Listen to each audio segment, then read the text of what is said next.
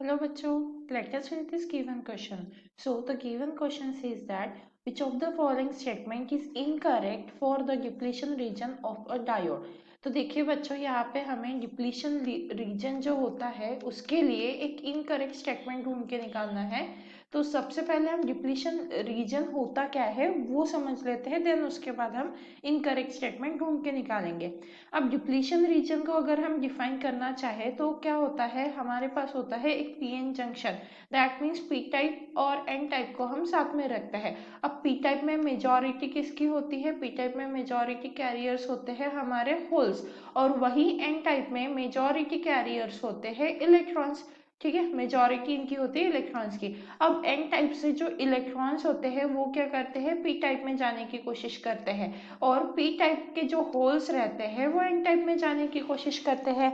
और इस वजह से यहाँ पे जंक्शन के पास एक रीजन क्रिएट हो जाता है जिसे डिप्लीशन रीजन हम कहते हैं। अब इस डिप्लीशन रीजन में क्या होता है, ये सभी जो इलेक्ट्रॉन और होल्स है वो पेयर करके रहते हैं। यहाँ पे हमें क्या मिलता है, इलेक्ट्रॉन होल्स की पेयर्स मिलती है। यहाँ पे कोई भी फ्री चार्ज कैरियर्स अवेलेबल नहीं रहता है क्योंकि सब पेयरिंग में यहाँ पे आ जाते हैं। अब ये क्या करते हैं, फर्दर प्रोसेस, मतलब ये डिप्लीशन रीजन एक बार क्रिएट हो गई तो उसके बाद इलेक्ट्रॉन्स, जो बाकी इलेक्ट्रॉन्स है फ्रॉम एन टाइप, उनको पी टाइप में जाने से रोकते हैं, और पी टाइप के जो होल्स है उनको एन टाइप में जाने से रोकते हैं। तो ये क्या करता है, हम बोल सकते हैं डिप्लीशन रीजन, डीपी मतलब depletion region acts like a wall, acts like a wall.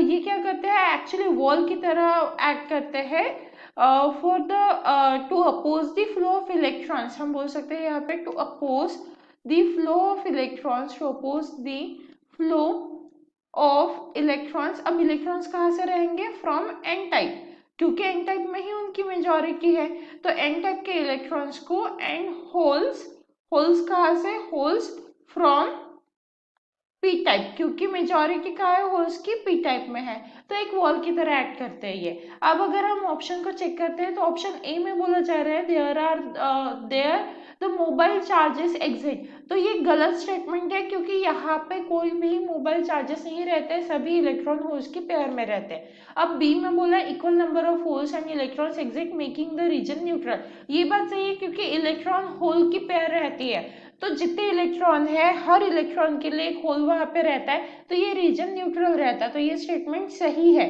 Then C, recombination of holes and electrons has taken place. ये भी सही है क्योंकि जब डिप्लीशन रीजन रहता है तो रिकॉम्बिनेशन भी साइड बाय साइड होता है। तो अगर ये दो स्टेटमेंट सही है तो नन ऑफ दिस, तो ये ऑप्शन आएगा नहीं, मतलब एक ही इनकरेक्ट स्टेटमेंट है यहाँ पे, ऑप्शन ए। तो हमारा फाइनल आंसर हो जाएगा ऑप्शन ए, क्योंकि ऑप्शन ए में बोला जा रहा है there the mobile charges exist, जबकि रियलिटी में वहां पे कोई भी मोबाइल चार्जेस एग्जिट नहीं करते हैं, इसीलिए हमारा फाइनल आंसर ऑप्शन ए हो जाएगा। So I hope you understood it well. All the best.